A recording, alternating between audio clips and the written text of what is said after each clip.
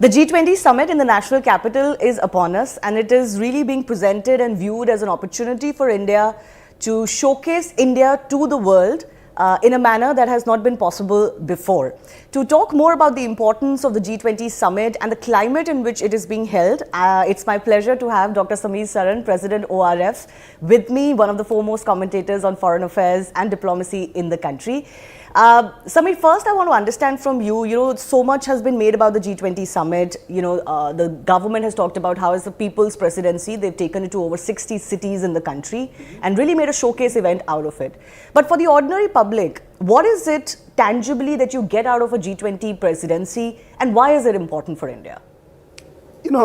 For the common person on the street, while all of this may seem to be a dialogue of important people, it has also significant consequences.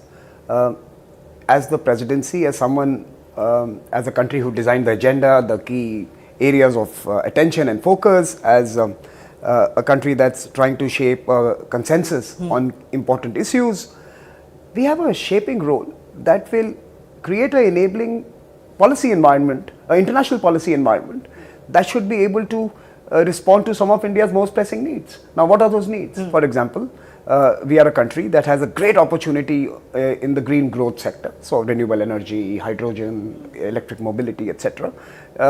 Can we catalyze global investments to flow into India at a scale that's never been seen before? If India can mitigate 1/3 of all future emissions, can we create an ecosystem that allows 1/3 of all global capital to flow to do that? So that's a big question. And how is it going to benefit? Industry, it's going to benefit employment, it's going to benefit wealth creation, it's going to enable the country to spend more on social protection. So there is a direct knock-on benefit of creating a policy for, say, green growth. Similarly, SDGs, right? India is the battleground or the ground zero of the SDGs. If India succeeds, the world succeeds. If you have to look at hunger, if you have to look at livelihoods, if you have to look at gender empowerment, if you have to look at technology for development, if you have to create the ecosystems that will allow us to rise in 2047 to be a developed country, we need to start the battle today.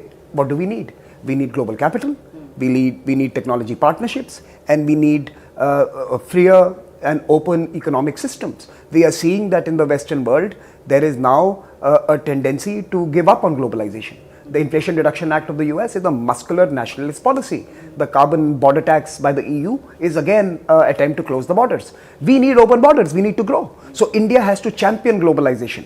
Globalization has lifted hundreds of millions of Indians to a new standard of living. We need to do that for the rest that need to be onboarded as well on this train, the growth train. And a forum like the G20 is where India is pitching for sensible, rational globalization when those who created the whole idea of economic globalization have given up on it. So again, it directly benefits people on the street. But speaking of globalization, there's been a long debate about it. Is that era truly over, or are we witnessing a different type of globalization, a more transactional globalization now? No, certainly we see countries tending towards transactional globalization. They use the word resilience, which basically means everybody but China. They use the word de-risking, which means be cautious of China. So there is a backlash against two kinds of globalizations. The mercantilist globalization that only benefited the wealthy and the rich, the American style globalization. I think that has been moderated, and that is continuing to be changed to reflect the needs of others, and America will have to change that model. And then there is a backlash against the Chinese perversion of globalization, which was basically non-reciprocal globalization, where China takes it all. China was behaving like a casino owner in Las Vegas, that no matter who bets, who wagers, the house always wins. And China was exactly the Las Vegas of this last 20 years of globalization. I think there's a pushback against both those models. India is pitching for a new format where we serve the next 7 billion who we have tended to forget, invisibilize in this euphoria of wealth creation. We need growth creation. And the West today is talking about, why do we need growth? We need growth because we have to move people from $2,000 per capita income to $10,000 per capita income. We don't need growth for you to buy a Lamborghini and a Ferrari. We need growth to put food on the plate. So while it may be fashionable for Western elites and some of those in India who resonate with them to talk about why is growth important. No, growth is important because it matters to real people. Yeah. Right? Well, austerity is very different for rich people, isn't Correct. it? It's fashionable. It's fashionable for, right? For they the can rich. sip, carry champagne and argue for austerity. Here we need to actually give people 3 square meals a day. And it's a very different debate. Speaking on the subject of China, both President Putin and President Xi Jinping are not coming, and Mr. Putin hasn't been traveling much, so I'll keep that aside. Will the absence of Xi Jinping in any way bring down the stature of this G20 summit and its conclusions? Xi Jinping has also not been traveling. As you may have noticed, he's not gone to the ASEAN meeting as well. So he has skipped that meeting as well. He has troubles at home. You know, Xi Jinping is a curious case. He always wants to be the big man in a room. In the room, yeah. At the G20, he's a small man in a very big room. It doesn't suit his style. He would rather go to a club of smaller countries where he would lord over them. He has the emperor syndrome. And he wants to always have a court with him as he travels. Yeah. Now, G20, no one is going to give him that kind of a treatment. And Xi Jinping, and certainly India is not going to give him that kind of a treatment, and which is good. So, I think Xi Jinping, between his emperor syndrome and the fact that his country is in doldrums today, even yesterday I was reading that there are likely to be far bigger bubbles that are going to be now witnessing a complete blowout in the coming few days, including some more real estate companies, some financial sector companies. We are seeing a meltdown in China. We are seeing youth unemployment. We now hear buzz, and it's very difficult to corroborate what really happens inside the Great Wall of China. But we are hearing that there is a disgruntled element within the party that is now beginning. They are beginning to raise their voice. Yeah, so breathing down Xi Jinping's neck. They're breathing down his neck. So Xi Jinping has trouble at home, and he's not necessarily the most appreciated man in the world today. I just started, that the world today is a ABC world, anybody but China world. That yes, they are playing with the small boys and they believe they have a great footprint in terms of number of countries, but in terms of global GDP, much of it is today suspicious of China, and that's a big difference compared to, say, 5 years ago or even 3 years ago. People believe post-pandemic China will come roaring back, but because Xi Jinping has destroyed the decision-making body within the Communist Party, which means the heterogeneity of views, the debate among elders, he has destroyed that format. Today there is one man thinking, and if he doesn't think too well, then the country is in trouble. And clearly Xi Jinping may not be the brightest man to lead China out of this mess that is of his own making. And I think he needs to spend time at home and look after his own affairs. Okay. Speaking of this suspicion of China that has grown, the other thing that people are talking about is a new Cold War of sorts between the West and the East, with China and Russia together. How do you see that situation, and how do you see it impacting India, and what is India's role if this is the situation that we're living in? India's role is to prevent that from happening in any manner that will implicate us or negatively impact us. So I think the general Indian approach has been to always talk to folks around the world and convince them that we have to prevent Russia becoming the B team for China. We have to give Russia room to maneuver so that even if it continues to grow its partnership with China, it never becomes a vassal of China. It never the codependency, or rather the dependency, doesn't become so perverse that we actually see the formation of a solid bloc. So we have to continue to give them room to maneuver. I think India's approach to Russia, which is to give them a chance to work with the world's fastest growing large economy, which is India, is a sensible move.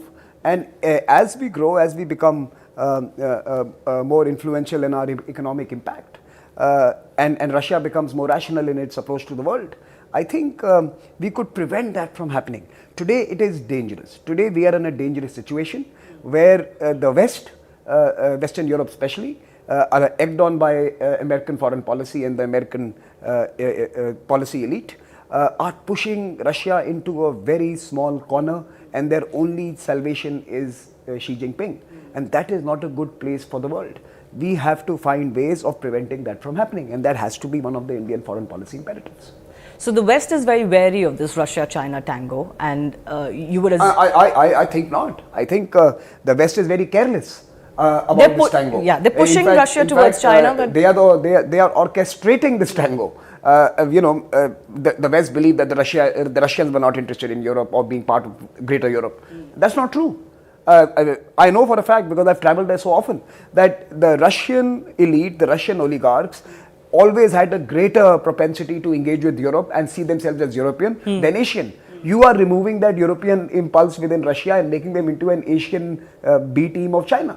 So I think Europe has miscalculated. They wanted Russia with them, but as the B team. Russia is too proud a nation to be subservient to the Europeans. They should have entered as first among equals. They were the largest country. They were the superpower. They were not given the respect in accommodating them. I think the West has badly miscalculated both its expansion of NATO and its disregard for, or rather lack of attention to, how best to integrate Russia within the fold. But has that thinking shifted now? Are they realizing that their actions Absolutely may be not. backfiring? They are fighting to the last Ukrainian. I don't see any realization of any change in approach. I hope it happens.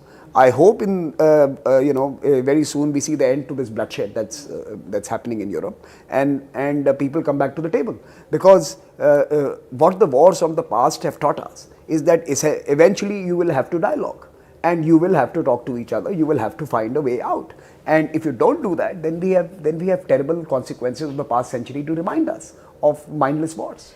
And what role do you think India can play in this dialogue? This talk has been going on for quite some time because of our close relationships with Russia and the West too.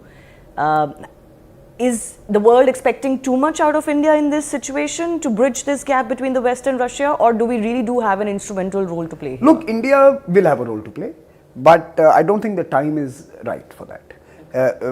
India's role could be consequential, as long as both parties see that role to be important for the process. In fact, now there are more than one party. There's also the Americans and the Europeans who are totally part of this process. So India could have a role, provided all parties agree to it. I don't think India is a cowboy state. We don't jump into a battlefield with guns drawn and try to settle. That's not the way we work, right? And that's not the way we should work. That's for other countries to do.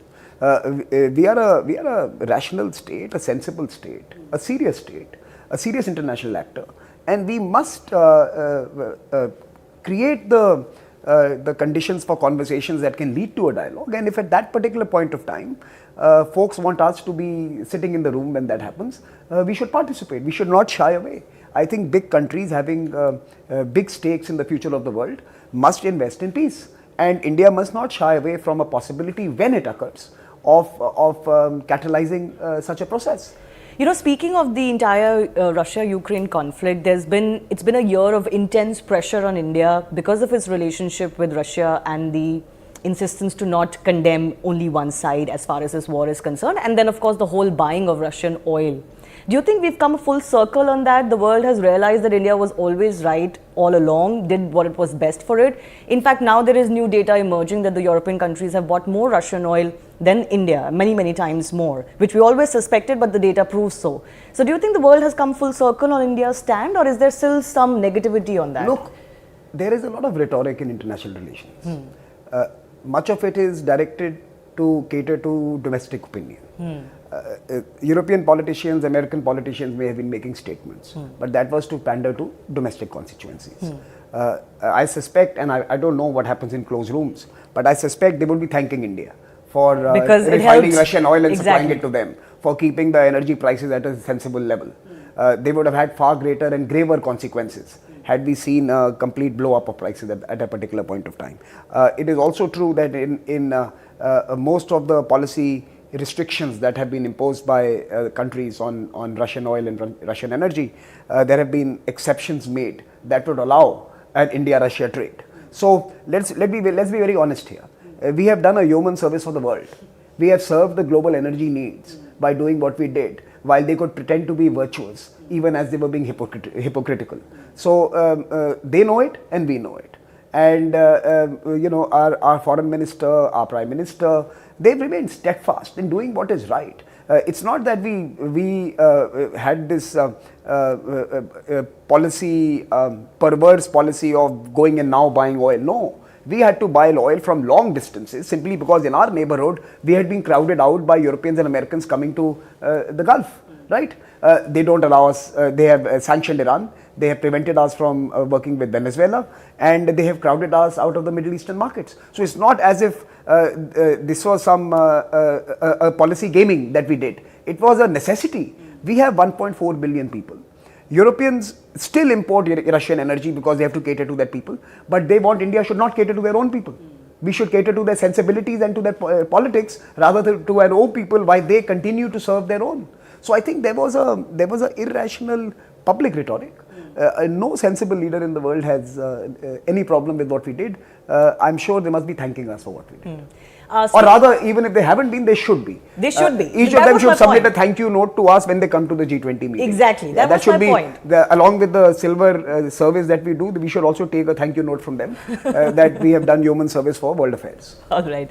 But speaking of India's stand, there is also seeming to be a realization now that China has met a new India in the way it has responded, or at least has stood, as you said, steadfast on its position on the LAC conflict. Do you see that has also been a departure of the way India has handled China in the past, and China of today is realizing that? See, India has always responded to China. Today we have greater means and greater resolve to be muscular with them. At some point in the recent past, there was a false belief that if we were to pander to their whims, we could prevent China becoming the actor it already was. So I think we made a few mistakes in the past where we fed the beast. Today, even if we have to take a few losses and take a few hits, economic hits, hits in terms of their activities on the border, in terms of rallying our forces, spending money on having 100,000 troops on the border. It's expensive, right? It all costs money. Even though we will have to expend treasure, I think we have to draw the line. So now it's not that we can necessarily outmuscle them, but we could certainly make adventurism very costly for China. We know about the incident what happened a couple of years ago, but it's also true that a few months later they tried another trick and where they were rebuffed. So along with our greater capabilities of surveillance and the eyes in the sky and some inductions into our military forces, we are today more confident of being able to respond to them with greater degree of alacrity and greater muscularity, and we must continue to invest in it. Look, I'm a rationalist. I think India-China economic ties are going to benefit both, but those economic ties cannot be based on an expansive China and a meek India. The real economic benefit will accrue when China realizes that there is a political muscularity that prevents it from being imperial. We'll have to bring down China from its imperial pedestal into the trading streets to be able to do great business with them. And I hope we can do that. But for that, we need to beef up our political muscle, our security muscle, our military muscle. And I have absolutely no grouse with any of our policies with China in the recent past. We've tried talks and we've had to resort to strength. And I think we must continue to do that. But do you see any short-term end to this conflict, or do you think this is going to be long drawn out? And what support can India look forward to in realistic terms from the world? So, I think it's going to get a little worse before it gets better. Xi Jinping's domestic woes are not necessarily good for us. If he struggles at home, both in his economic policy terms or even within his political, maneuvering in the Communist Party, it is not necessarily good for us. Because he may try other things elsewhere. Taiwan and India are going to be two of his choices to rally the people behind him. So in a sense, you're going to possibly see him use the security and nationalist card with the unemployed youth in China to try and get some support for himself. So I think it's going to get a little worse before it gets better. It will get better. I don't think the Chinese political system with Xi Jinping as the sole arbiter of its future is sustainable. I think the Communist Party at some point is going to take back and claim back the decision-making authority and distribute it amongst a much wider set of people and wiser set of people. And we will have to wait it out. We will have to, till that time, ensure that we continue investing in our military capabilities. Please remember, as a country which is not interested in attacking China but only defending our territory, yes. we require far fewer resources. The folks defending territory, as the Ukrainians have shown, they require lesser weaponry and lesser resources, but strong political and greater resolve and societal resolve. And I think we are showing that. So China we should ensure that China pays a price for any adventure. We must deny them area, we must deny them access. The question is that what will the same countries who have so favorably aligned and become this one voice on the Ukrainian front, what would the same countries do when the Chinese decide to invade Taiwan? Exactly. I think that's the bigger geopolitical question. You know, Europeans ask me, what is India's position going to be on Taiwan?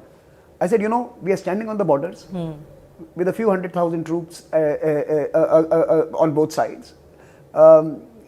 We are keeping the Chinese alert on that particular side. We are preventing them from having a free run on this side of the border. We are contributing to keeping Chinese diverted and distracted on a very important front for them. We are already doing our bit. What are you doing? Where are you going to be when the Chinese decide to invade Taiwan? There was a recent survey that suggested that most Indians, majority Indians, believe that India's image has gone up in the world under the Prime Ministership of Narendra Modi. What do you think? Has there been an uptick in how the world views us, India's image, heft? Obviously, it is partnered with India's economic heft, but even other than that, the positioning of India, has it improved, and if so, why? You know, there are many surveys that suggest this. Yeah. There is also our own foreign policy survey of young people that we do that suggests a great degree of approval and support for Indian foreign policy specifically. And we do that every year. The next one is going to come out soon, and we can check that trend line as well. So I don't think there's any doubt that the Indian foreign policy under the duo, Prime Minister Modi and Dr. Jaishankar, is today far more clear, coherent and communicative. I don't think there is any ambiguity today on where we stand, and where there is, it is a deliberate ambiguity. So even ambiguity is now a strategic posture. It is not, I don't want to take a decision ambiguity. Ambiguity is a decision we have taken on certain issues, and otherwise I think it is quite a forward-looking foreign policy where we have shed the reluctance of the past and created a new partnership with the EU. For example, the EU.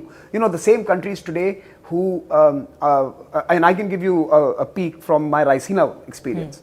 The same Eastern European countries who are most threatened by Russia are the most eager participants at the Raisina dialogue.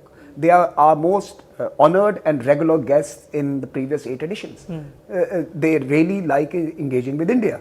They want to be here, they talk to us, they always want to be present. They see India as a venue which is where they have a deep affinity with.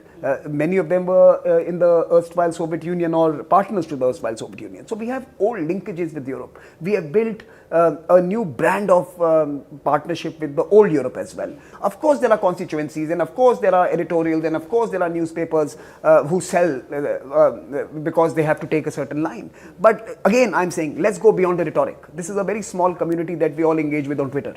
You know, it's not the world. Yeah. Let's go beyond that small community, and you will see a far greater degree of appreciation for India's positions and India. Now, this is a factor of the leadership that I spoke about, but like you mentioned, it is equally true that every few years, as our economy doubles or increases its presence in different parts of the geography, as it expands, you're going to see a far greater alignment as well. So we are in that decade, and again the Indian leadership has sensed it. We are in that decade when we are going to break out. We are breaking out of the past stereotypes about us and building a new imagery around a 21st century India, and that is happening in the current decade. So a short answer, yes. All right. Let me also ask you about the other big debate that's happening in India, and because there are consequences of how the world views us, there is this big debate between India and Bharat. What terminology should India push more, while both are acceptable and both are used and both are, part of our linguistic expression, but pushing Bharat more, as some of the invites recently have done, do you sense that is also a way of positioning India, or that is more, domestic and has no consequence as far as the global stage is concerned? Look, Bharat and India have always been used, and they're interchangeable. So for me, I didn't get this debate, to be honest. I don't understand this debate. For me, they are two sides of the same coin. That coin is this country that we live in, and both of them describe the same territory and same geography and the same people. What should be used more? To each his own. Now, I think the President of Bharat is a very valid descriptor for our Rashtrapati, for the head of state, for Rashtrapati, for Pradhan Mantri, for any constitutional post can choose to describe their job description with either of the two. That's what the constitution allows you. I ask you this question because this is also going to the world now as part of the invites at the global stage. I don't mind that the world should, many in the world who may not have known earlier that India, that is Bharat, get aware of that. So I think as we receive people at home, it's not a bad idea to tell them who we really are. So I think many of them for the first time may even realize that that India and Bharat are the same nation, and it's good that if they are being educated under the while they are eating food or while they are being invited to a reception of this particular event, I don't see anything wrong. In fact, I think it is useful for others to know. Now, of course, we are such a political social media today that everything is a controversy. There was no controversy as far as I'm concerned in this. It's a good occasion to teach the world what Vasudeva Kutumbakam means, and therefore, for an extension of that, it's good for them to know that it comes from Bharat. That Vasudeva Kutumbakam comes from Bharat. Philosophy. It's from Bharat, right? So, for me, this is a rational, linear expression that should have been used when your tagline. By the way, which has got under China's skin, and good for that. So no, if your tagline is Vasudeva Kutumbakam, your country is Bharat. No, but it has initiated a debate about. You have initiated a debate, and social media in India has joined the debate. The question I wanted to ask you though was that evocatively, does Bharat evoke a different sentiment than India? It shouldn't. And if it does, then we have failed in the past to dispel that misappreciation of the terms of these names. They should not evoke anything different. That was the whole purpose of the way it was written in the constitution. And if it has, then it means that somewhere along the way we have not been able to explain who we are. So I'm glad that people are being told that we are Bharat. All right. Finally, let me ask Dr. Samir Saran, what is it that you would like to see happening or crystallize or come out of this G20 summit? Look, this summit is extremely important. The countries that we really want to do business with and who are going to sit with us in various tables and various conferences and events and conversations around the world to shape the future are coming to India. So it's a very big event. And it is not something that would not have happened. I mean, in a sense, we are one of the G20. It is rotational and people can try and diminish it for that particular reason. But look, that's not the point. The point is it is happening at a time when we are emerging. Right. And it is that heady mix of our turn to host the leaders at a moment when we are contributing 15% to global growth, when we are the breakout nation in terms of our economic prowess, when the promise of the future resides in this nation, at that moment when we are calling the most important people to the country is coming of age. It's like it's homecoming. In a sense, this is an important time. So it's the combination of the presidency that has come to us at a moment when the growth belongs to this part of the world, when future global growth belongs to this part of the world. So therefore, this moment is extremely important and vital and significant for us. So that's one part of it. But the consequences, implications and manifestations of the G20 presidency itself is far bigger than this day. Through the year, India has celebrated every day of the last 10 months as a Presidency Day. It has engaged on issues that matter to common people. It has taken up issues that are of global importance, of significance to the multilateral system, from MDB reforms to UN reforms to big climate questions, SDG questions. They are global debates. So from debates that will implicate us in the developing world, in the global south, to debates that require global consensus to create a new architecture that benefits everyone, a tide that lifts all boats, to fashion that new emergence. We have done it each day of the past 10 months. So we are on this particular occasion not only celebrating the presidency that we host as part of the G20, the emergence of India and the moment of India to contribute to global growth in the future, but also we are celebrating 10 months of very successfully using the bully pulpit to shine the torch on all issues that matter most. We have not wasted a day of our presidency. In that sense, it's already been a very successful presidency. In that sense, the presidency is already a success. We have spoken about, and I'm not saying we are the best in the world in this, we are struggling with it, but yet we have championed the cause of women-led development, doing more and development shaped by women, designed by women, for women. We have discussed climate change and life. Every other great leader of the world spoke about climate action with a caveat. What was the caveat? The Americans would say the American way of life will not be compromised. I'm sorry, American way of life is bad for the planet. It has to be compromised. Our Prime Minister, the first time a leader of a big country, has come out and said, sorry, your lifestyles will have to change. Your lifestyles are not compatible with a sustainable future. No other big leader in the world has told their people that your life will change because of climate action. This is a very bold leadership position to take. Everywhere else they have defended their way of life. American way of life will not be compromised. We will have the same prosperity, but we will do it to green ways. No, you will not. You'll have to change how you eat. You'll have to change how you move. You'll have to change how you consume. You'll have to change what you wear. Your lifestyle is terrible for the planet and it has to change. And Indian Prime Minister has said it to his own people that lifestyle for environment, which has now become lifestyle for sustainable development through the negotiating process. So India has not wasted a day. We have taken real issues, we have made them relatable to people, we have taken them to the youth, the academics, women groups, activists, civil society, in vernacular languages, in multiple different formats. It is not just the fact that so many people have participated, it's the People's G20. Issues that matter to people have been agitated, that's why it's the People's G20. And we have done that. So when we meet in a few days' time as a group, we are celebrating the last 10 months as we are also creating a new resolve to work together for a new future. Well, let's hope it's going to be a successful conclusion to a successful presidency over a period of a year. Dr. Samir Saran, thanks a lot for speaking to CNN News 18. Thank you. Thank you.